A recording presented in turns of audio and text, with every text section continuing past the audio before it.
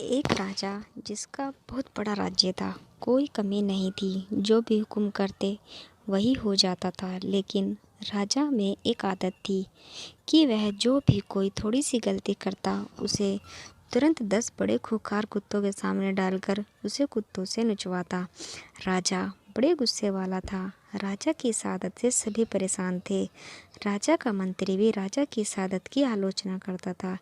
एक दिन उसी मंत्री से कोई गलती हो गई। राजा को गलती का पता चला तो राजा ने तुरंत हुक्म दिया कि जाओ, मंत्री को कुत्तों के सामने ले जाओ। मंत्री ने राजा से गलती की माफ़ी मांगी, लेकिन राजा ने कुछ नहीं सुना और कहा कि जो कह दिया सो कह दिया, और सिपाहियों से कहा ले जाओ कुत्तों के बाड़े में। मंत्री ने कहा ठीक है राजा जी, लेकिन मेरी आखिरी इच्छा तो मान लो। राजा ने कहा ठीक है, बताओ अपनी आखिरी इच्छा।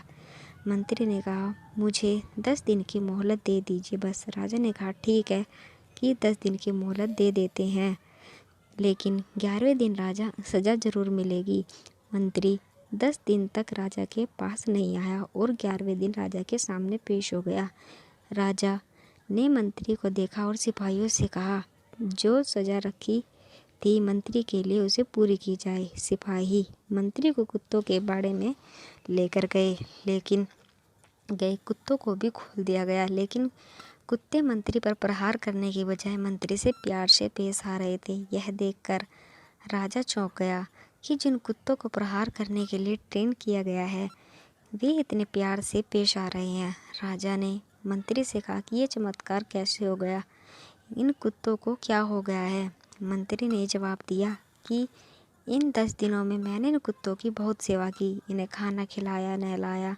अब इन कुत्तों जान चुके हैं कि इनके लिए कुछ अच्छा करता हूँ, ना कि बुरा। ये मुझ पर प्रहार नहीं करेंगे। मैंने आपकी इतने दिनों से सेवा की है, फिर भी आप मेरी एक गलती को माफ़ नहीं कर सके। इससे ज़्यादा अच्छे तो ये कुत्ते हैं जो अच्छा और बुरे को पहचानते हैं। राजा यह सब देखकर बड़ा शर्मिंदा हुआ। कहानी हमें सिखाती है कि हमें हमेशा सोच समझकर फैसले लेने चाहिए। किसी की एक गलती को लेकर ही ज़िंदगी भर के लिए सज़ा नहीं देनी चाहिए, बल्कि उसे माफ़ करने की हिम्मत रखनी चाहिए।